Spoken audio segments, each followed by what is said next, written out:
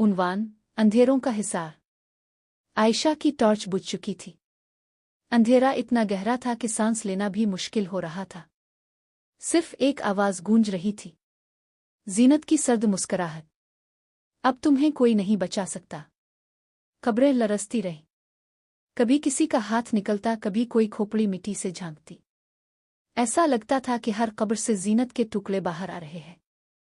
आयशा पीछे हत्ते हत्ते दीवार से टकरा गई। इसके लब कांप रहे थे। इसने बुलंद आवाज में कलमा पढ़ना शुरू किया। जैसे ही कलमात निकले, अंधेरों में हलचल हुई। चंद लम्हों के लिए कब्रें रुक सी गईं, मगर जीनत की आंखों में वहशत बढ़ गई। खामोश, ये अल्फाज यहां नहीं चलते। जीनत ने हाथ उठाया। अंधेरों ने सांपों की तरह आयशा के जिस्म को जकड़ लिया। वो तड़पने लगी, सांस रुकने लगी। लेकिन फिर आयशा को अपनी जेब याद आई। वही डायरी का टुकड़ा जो इसने पहली रात में से उठाया था। इस पर आखिरी सतर दर्ज थी। जीनत की कैद तोड़ने के लिए सच्चाई का नाम लेना होगा। आयशा ने कांपते हुए कागज निकाला और बुलंद आवाज में चीखी, जीनत, तुम्हारा असल राज यही कब्रें हैं।